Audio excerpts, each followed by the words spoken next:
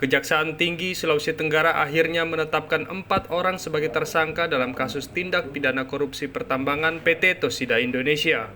Penetapan keempat tersangka tersebut merupakan tindak lanjut hasil pemeriksaan dan penggeledahan di kantor Dinas ESDM Sulawesi Tenggara pada Senin 14 Juni 2021 lalu. Asisten Tindak Pidana Khusus Kejaksaan Tinggi Sulawesi Tenggara, Setiawan Halik mengatakan, 4 orang tersangka tersebut berinisial LSO sebagai Direktur Utama PT Tosida, UMR karyawan PT Tosida, dan 2 orang dari Dinas ESDM, yakni BHR sebagai Pelaksana Tugas Kepala Dinas tahun 2020, dan YSM, dengan dugaan tindak pidana korupsi di PT Tosida. Dari keempat tersangka tersebut, 2 orang sudah ditahan, sementara 2 orang lainnya sementara dalam proses pemanggilan.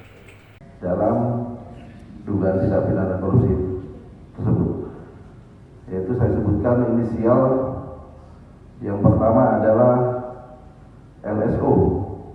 Ini merupakan Direktur Utama PT Tosida Indonesia. Yang kedua UMR. Ini merupakan karyawan dari PT Tosida, sehari-hari sebagai General Manager PT Tosida Indonesia. Kemudian ada 2 orang juga kami tetapkan dari Dinas ESDM. Ya. Yang pertama BHR, itu merupakan PLT Kepala Dinas ESDM tahun 2020. Kemudian satu lagi adalah YSM, ya, Jabatan Kabit Minerba. Pertambangan PT Tosida Indonesia yang beroperasi di Kabupaten Kolaka itu sejak 2009 hingga 2020 tidak membayarkan kewajibannya kepada negara.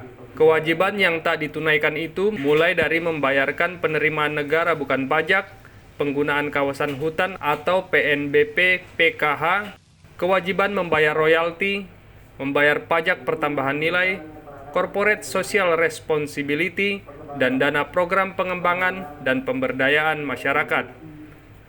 Meski tak membayar kewajiban tersebut, Dinas ESDM Sulawesi Tenggara tetap mengeluarkan izin tambang berupa rencana kerja dan anggaran biaya ke PT Tosida, sehingga aktivitas PT Tosida tersebut diduga tidak resmi dan merugikan keuangan negara yang ditaksir mencapai 168 miliar rupiah.